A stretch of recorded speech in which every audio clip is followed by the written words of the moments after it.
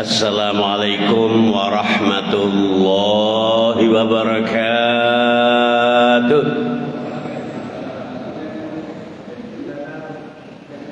Bismillahirrahmanirrahim. Alhamdulillahirabbil alamin. Wassalatu wassalamu ala asyrafil anbiya'i wal mursalin wa ala alihi wa ashabihi ajma'in. Qala rabbi shrah li sadri wa yassir li amri wahlul 'uqdatam min lisani yafqahu qawli. Amma ba'd. Muslimin muslimat rahimakumullah, mari kita selalu berucap syukur, berterima kasih kehadirat Allah Subhanahu wa taala atas segala rahmat, nikmat yang telah dilimpah curahkan kepada kita semua, yang jumlahnya tidak terhitung, antara lain berupa kesehatan jasmani, rohani, lingkungan hidup, sehingga dengan modal sehat sampai detik ini kita masih dapat berkumpul di masjid ini dalam rangka mengabdikan diri kepadanya.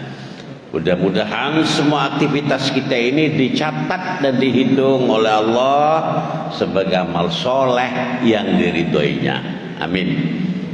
Salawat dan salam moga Allah limpah curahkan kepada Nabi kita Sayyidina Muhammad sallallahu alaihi wasallam beserta keluarganya, sahabatnya dan para pengikutnya. Tak lupa saya ucapkan terima kasih kepada Takmir yang telah memberikan kesempatan, memberikan amanah kepada saya untuk ikut berkegiatan pada subuh pagi hari ini. Mudah-mudahan semua aktivitas kita ini dicatat, dihitung oleh Allah sebagai amal soleh yang diridhoinya. Amin. Salawat dan salam moga Allah limpah curahkan kepada Nabi kita Muhammad sallallahu alaihi wasallam beserta keluarganya, sahabatnya dan para pengikutnya. Hadirin sekalian yang berbahagia, pagi ini ceramah saya dengan sebuah uraian yang berjudul Silih Berganti Tak Pernah Berhenti. Ya. Mohon maaf nih, diisi bensin dulu.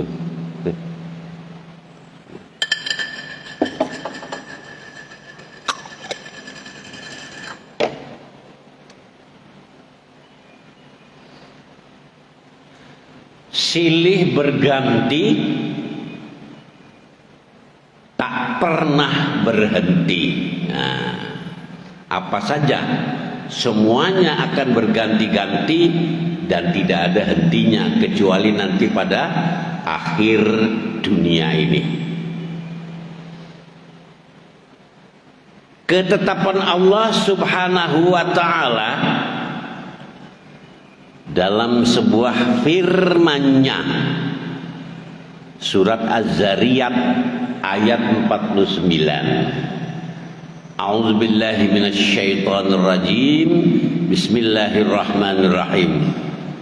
Wa min kulli syai'in khalaqna zawjayn. Al-ayah.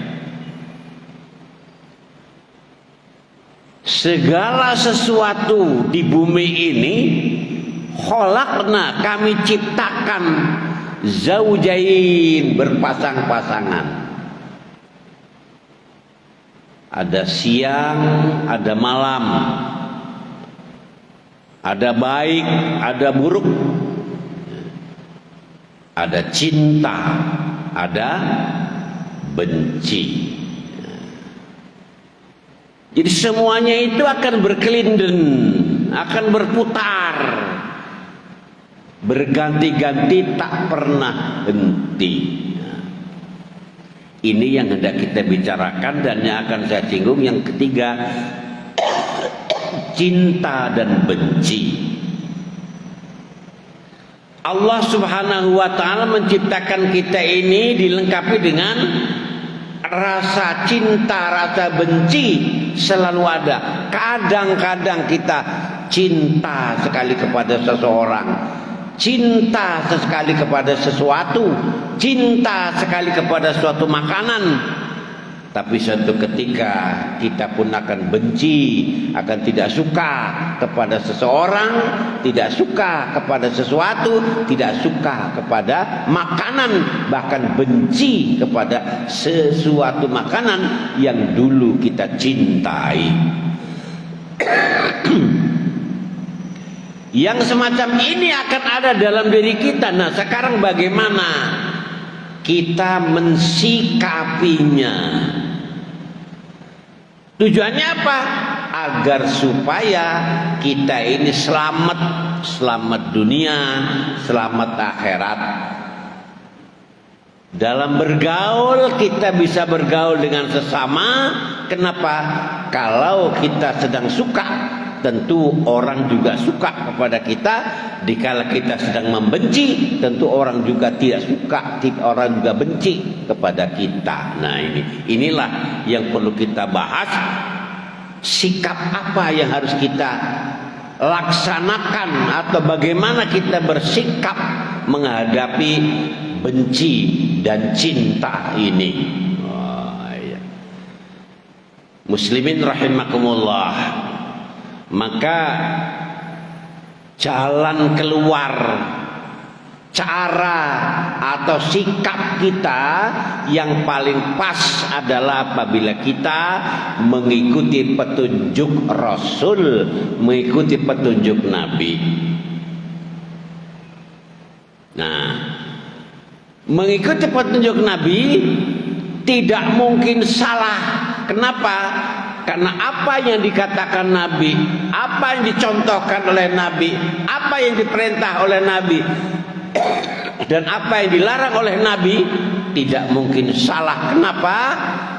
Wa ma yantiqu 'anil hawa in huwa illa wahyu yuha. Apa yang diucapkan Nabi, apa yang disampaikan Nabi, apa yang diajarkan oleh Nabi, tidaklah datang dari hawa nafsunya sendiri, tidaklah datang dari maunya sendiri. In huwa illa wahyu yuha, melainkan ia adalah wahyu yang diwahyukan Allah kepadanya. Oh, ini jadi kan tidak mungkin salah. Wong itu ucapan Allah, wong itu ketentuan Allah. Sehingga apa yang disampaikan Nabi itu ketentuan dari Allah, wahyu dari Allah, sehingga tidak mungkin salah apa yang dikatakan Nabi. Kenapa? Allah sebagai pencipta kita yang memberikan petunjuk. Hadirin sekalian yang berbahagia. Nah, inilah yang akan kita ambil. Kalimat inilah kita akan berawal menuju kepada petunjuk Rasul tentang bagaimana sikap kita menghadapi yang silih berganti tersebut. Kadang kita benci, kadang kita suka, kadang kita senang, kadang kita tidak senang. Kadang siang, kadang malam, dan seterusnya. Bagaimana petunjuk Rasul tentang yang kaitannya dengan benci dan cinta ini? Dalam sebuah hadis atau katakanlah Rasul suatu ketika mengatakan, bersabda, ahbib habibaka haunamma asa ayyakuna baghidaka yaumamma. Abghid baghidaka haunamma asa ayyakuna habibaka yaumamma. Artinya, ahbib habibaka, cintailah orang yang kau cintai, haunamma, biasa-biasa saja. Asa ayyakuna baghidoka yaumamma, boleh jadi pada hari-hari esok, hari-hari yang lain kau akan benci kepadanya. Yang kedua, bencilah engkau kepada sesuatu yang kau benci haunama, biasa-biasa saja, wajar-wajar saja. Boleh jadi suatu ketika kau akan mencintainya, kau akan cinta kepada apa yang kau benci selama ini. Ini hadis Rasul. Inilah bolak-baliknya manusia, sifat-sifat kita, keadaan-keadaan kita, yang boleh jadi kadang-kadang kita mencintai sesuatu, kadang-kadang kita membenci sesuatu, kadang-kadang kita mencintai seseorang, kadang-kadang suatu ketika kita membenci seseorang.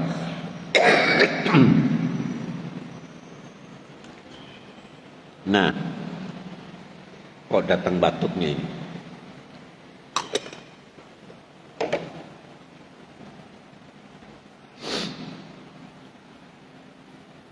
Hadirin sekalian yang berbahagia, kita ambil contohnya agar supaya semakin mantap bahasan kita ini. Mana buktinya? Dasarnya tadi itu hadis Rasul. Sekarang buktinya mana? Contohnya mana? Agar supaya semakin jelas kita di dalam meneladani, kita di dalam mencontoh apa sabda Rasul itu. Bisa saja orang benci setengah mati hari ini, besok cinta setengah urip. Nah, bisa terjadi. Seorang sahabat Rasul yang bernama Umar bin Khattab, awal-awal Islam tahun 610 Masehi, awal-awal datang Islam sedikit sekali pengikut Muhammad, pengikut Rasul, pengikut ajaran Nabi. Yang benci banyak sekali. Termasuklah Umar bin Khattab adalah orang yang sangat menantang, orang yang sangat benci kepada Nabi Muhammad sallallahu alaihi wasallam. Bukan hanya Abu Jahal. Kalau Abu Jahal bahkan juga dimasukkan di dalam Al-Qur'an. Abu Lahab, wa muratuhu, bahkan sampai kepada istrinya pun termasuk orang yang membakar semangat para suami untuk membenci Muhammad, untuk menghapus ajaran Islam. Nah, suatu ketika Umar bin Khattab ini yang benci kepada Nabi Muhammad, benci kepada ajarannya, dia keluar dari rumah siang-siang. Keluar dari rumah siang-siang, di tengah jalan ketemulah dengan familinya yang bernama Nuaim bin Abdullah. Nuaim ini tanda tanya karena Umar keluar bergegas dan di pinggangnya terselip pedang panjangnya. Menurut kebiasaan, kalau Umar keluar dengan pedang panjangnya itu pasti ada yang dimusuhi, bahkan ada yang tidak dibunuh. Umar adalah orang terpelajar. Dia sekolah, dia belajar di Romawiya. Dia sekolah, dia belajar ilmu Persia. Katakanlah dia adalah orang yang pandai, orang terpelajar. Ketemu si tadi ini, si Nuaim bin Abdullah, ditanya, wahai Umar, hendak kemana siang bolong membawa pedang semacam ini? adakah yang engkau musuhi hari ini? Umar menjawab, ya, saya akan bunuh Muhammad. Oh, tenan. Jadi kalau sudah membawa pedang semacam itu, ada yang hendak dibunuh, yaitu Muhammad. Kenapa? Muhammad telah merusak lingkungan kita. Kenapa? Karena Muhammad mencaci maki sesembahan nenek moyang kita yang kita sudah sembah ratusan tahun yang lalu. Berhala-berhala yang disampaikan oleh Muhammad itu adalah tidak boleh disembah kecuali nyembah kepada Allah. Terus si Nuaim tanya, apakah kau tidak takut kalau membunuh Muhammad nanti kau akan dikeroyok oleh seluruh keluarga Nabi Muhammad? Karena zaman dulu orang-orang Arab itu kan kalau sukunya ada yang dibunuh, maka sukunya itu seluruh suku menuntut balas atas anggotanya yang dibunuh. Sehingga Nu'aim bertanya, apakah kau tidak takut dengan keluarganya Nabi Muhammad yang akan membela atas kematian Muhammad? Diam si Umar, diam. Lalu Nu'aim bertanya lagi, hei Umar, apakah juga kau tidak malu kalau membunuh Muhammad? Kenapa? Karena ternyata adik kandungmu Fatimah, dia sudah menjadi pengikut setia Nabi Muhammad. Kau tidak malu? Kau mau bunuh Muhammad, padahal adikmu sendiri pengikut setia Nabi Muhammad. Nah, tertegun si Umar, diem si Umar, tidak jawab lagi. Akhirnya Umar tanpa basa-basi dia tinggalkan Nu'aim, berangkat menuju ke rumahnya Fatimah, yang menurut berita Fatimah sudah ikut ajaran Muhammad. Sampai di depan rumahnya Fatimah, Umar ternyata mendengar di dalam rumah orang sedang baca-baca ayat-ayat Al-Quran. Karena di dalam rumah itu ada Fatimah, ada suaminya Fatimah, dan ada pula yang lainnya. Akhirnya Umar ketok-ketok pintu, tok. Yang di dalam tanya, siapa di luar? Aku Umar. Wah. Akhirnya si iparnya, si Khabbab, ketakutan, sembunyi dia. Wah, bahaya ini kalau Umar datang, kita dibunuh ini. Setelah masuk, nah, Umar langsung, Fatimah, sedang bikin apa kau? Kita hanya bicara-bicara masalah keluarga. Ya, tenang saja itu Fatimah. Tidak, saya dengar tadi apa yang kau baca dan apa yang kau sembunyikan itu. Ternyata tulisan Al-Quran ada disembunyikan oleh Fatimah. Tulisannya adalah surat Toha, awal surat Toha. Si Umar bilang, coba lihat. Fatimah menjawab, kau tidak boleh lihat, kau tidak boleh pegang tulisan ini karena kau orang kotor, kecuali kau mandi dulu. Nanti kalau kau sudah mandi, sudah bersih, barulah boleh pegang surat ini dan boleh baca. Jadi zaman dulu tidak semua orang bisa baca tulisan Arab itu. Ternyata karena Umar adalah orang terpelajar, dia pintar membaca dan pintar menganalisa. Setelah dia sudah mandi, bilang sama Fatimah, saya sudah mandi. Terserah, mari coba tulisannya. Setelah sudah dikasihkan, dibaca, ternyata surat Toha. Nah, ada beberapa ayat, 3 ayat dibaca, direnungkan.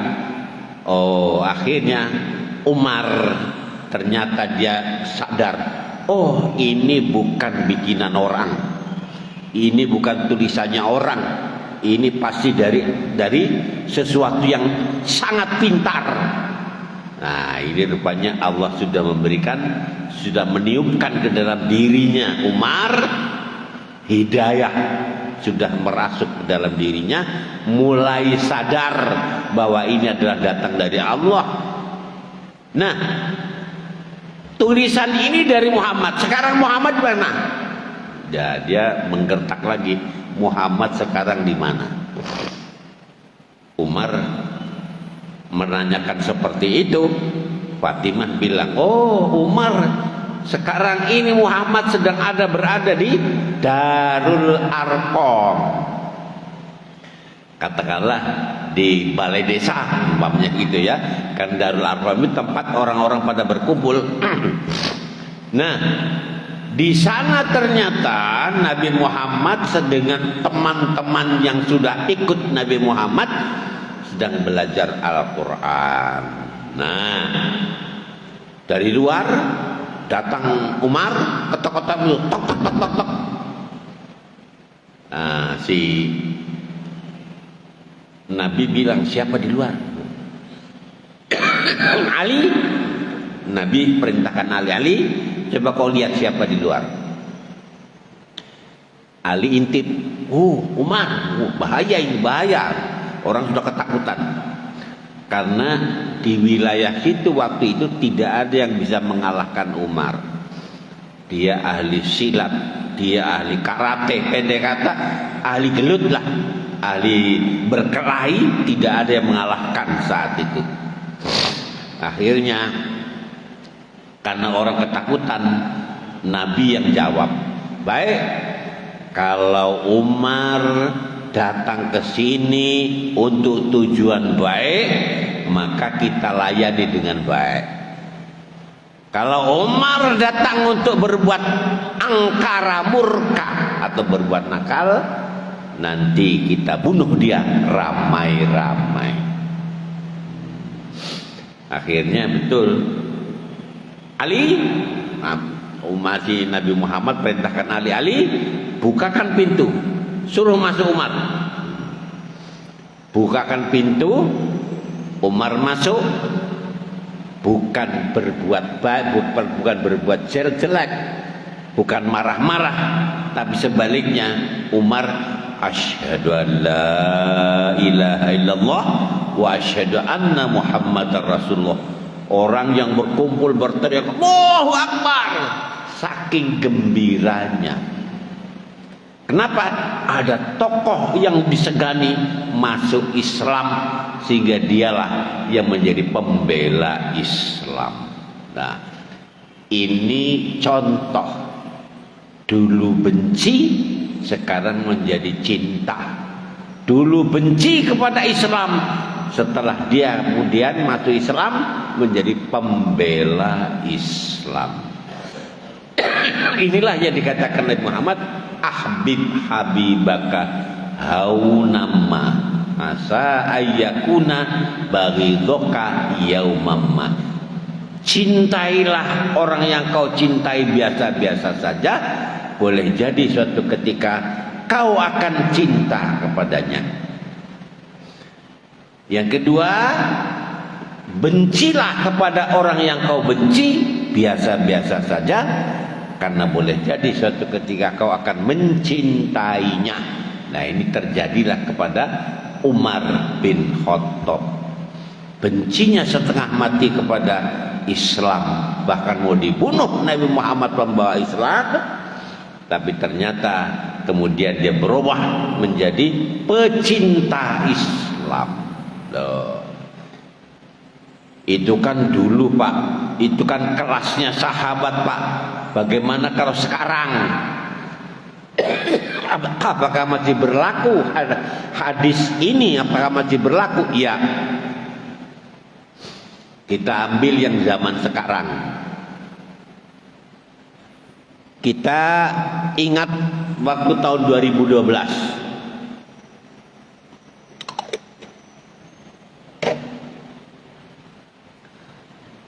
Tahun 2012 ada ramai-ramai film yang dihujat oleh seluruh orang Islam.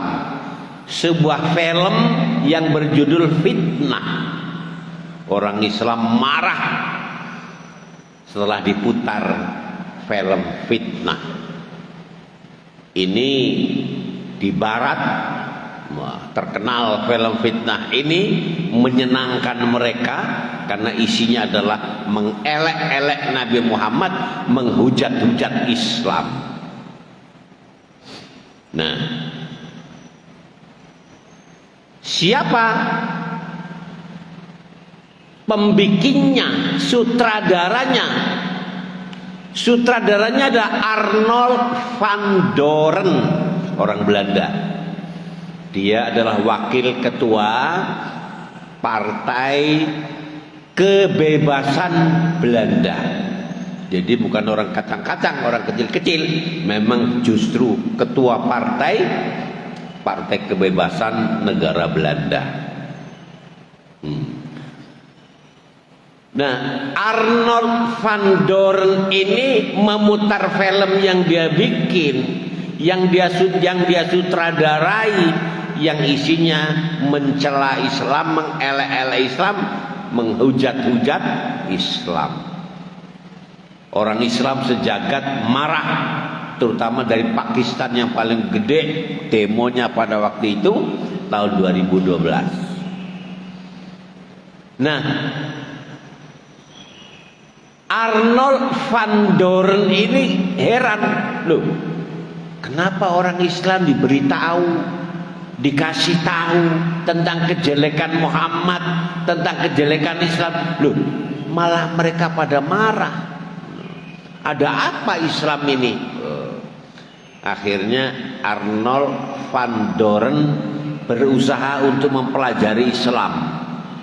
Tanya sama perguruan tinggi, tanya sama para ahli, kalau mau belajar Islam apa yang harus saya baca? Akhirnya dari perguruan tinggi, dari orang-orang pintar memberi saran, menjawab surat dari Arnold van Doren karena dia adalah orang terpelajar. Suratnya berisi, kalau mau belajar Islam, baca Al-Quran, pahami Al-Quran, Al-Hadis, dan pahami literatur tentang Islam. Jadi jangan hanya katanya orang yang membenci, katanya orang barat, jangan begitu. Baca Al-Quran, baca ajaran-ajaran Islam. Betul. Akhirnya Arnold van Doren karena memang orang terpelajar, dia pun berusaha mencari Al-Quran dan terjemahannya bahasa Inggris. Pada waktu itu sudah ada, karena dia belum bisa bahasa Arab, belum bisa baca, maka dia cari yang terjemahan bahasa Inggris. Belajar, dia baca. 2012 dia mulai belajar. Pada tahun 2013, belum cukup 1 tahun dia belajar Islam dengan tujuan mencari-cari kelemahan Islam. Yang dia peroleh bukan kelemahan, ternyata keindahan Islam, kebenaran Islam, kepastian ajaran Islam, ketepatan ajaran Islam. Apa yang terjadi? 2013 dia malah menjadi orang Islam, mu'alaf, dia masuk Islam. 2013 bahkan dia melaksanakan haji, luar biasa. Dulu bencinya setengah mati, bahkan dia mengelek-elek Nabi Muhammad, mengelek-elek ajaran Muhammad, tetapi ternyata 2013 dia justru masuk Islam, bahkan sekarang ini menjadi pembela Islam. Banyak karangan banyak tulisan beliau yang menyanjung-nyanjung atau yang menyampaikan tentang ajaran Islam kepada orang Barat. Nah, ini betul-betul terjadi. Arnold van Doren bukan orang kacang-kacang, bahkan dia pemimpin partai kebebasan di Belanda. Yang sampai hari ini film fitnah, kemudian umat Islam mengusulkan atau menuntut agar supaya film itu tidak diputar lagi, dihilangkan saja. Kenapa? Yang isinya adalah hanya menghujat, hanya memecah belah manusia Islam di dunia ini. Ini juga contoh zaman modern, bahwa sampai hari ini pun masih terjadi bahwa orang berusaha untuk menjelek-jelekan Islam. Dulu benci, sekarang berubah menjadi cinta, masih terjadi. Orang-orang yang tadinya benci sekarang menjadi cinta. Bukan hanya cinta kepada Nabi, cinta juga kepada ajaran Nabi. Apa untungnya kalau seseorang, kalau kita cinta kepada Rasul? Nah, Nabi sendiri bersabda, "Man ahabbani kana ma'i fil jannah." Ini untungnya kalau kita cinta Rasul. Man ahabbani, man siapa-siapa saja. Ahabbani, yang cinta aku, kata Rasul, yang mencintaiku. Kana ma'i fil jannah, maka orang itu akan sama-sama dengan aku di dalam surga. Nah, itu luar biasa. Jadi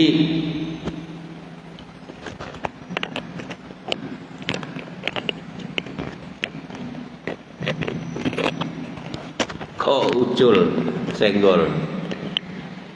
Ya, hadisnya jelas, man ahabbani kana ma'i fil jannah. Siapa yang mencintaiku, maka dia akan bersama-sama aku di dalam surga. Luar biasa. Akhirnya salah seorang sahabat mendengar itu, hanya modal cinta saja kita bersama-sama di surga. Ya. Cinta artinya apa? Kalau sudah mencintai Rasul, apa katanya Rasul akan dipatuhi, apa larangannya Rasul juga akan dihindari. Loh, ini namanya cinta. Bukan hanya ngomong doang, tetapi betul-betul melaksanakan apa kata Rasul, menghindari apa larangan Rasul.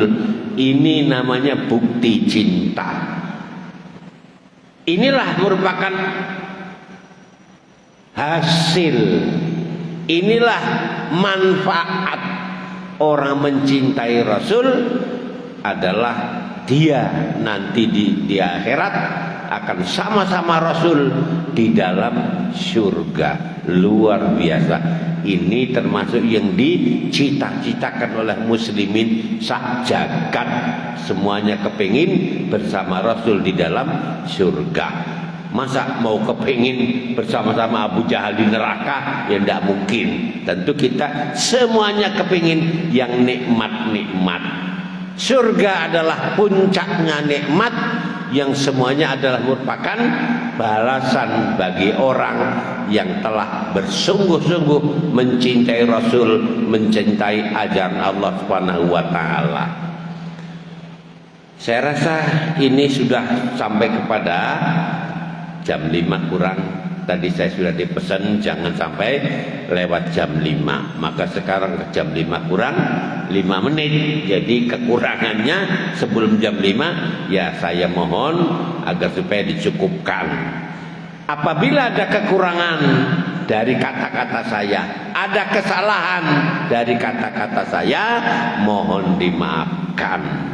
Akhirnya lebih dan kurangnya mohon maaf. Wassalamualaikum warahmatullahi wabarakatuh.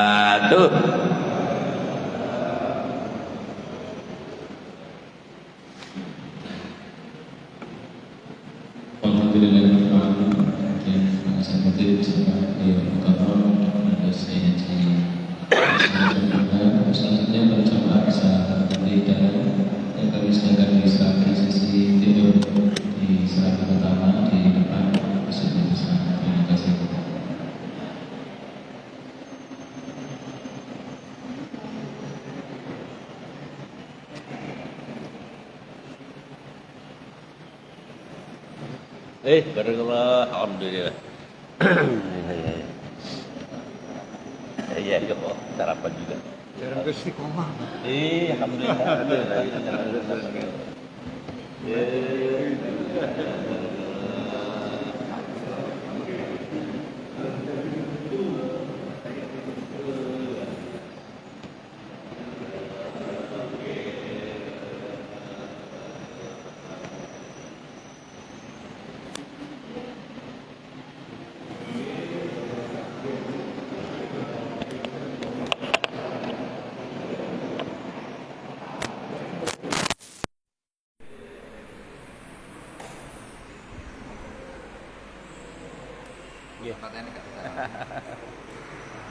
Alhamdulillahirrahmanirrahim. Bagian tadi pengajian rutin bersama beliau Al-Mukarram Dr. Andes Kiai Haji Ihsan Yusuf MH.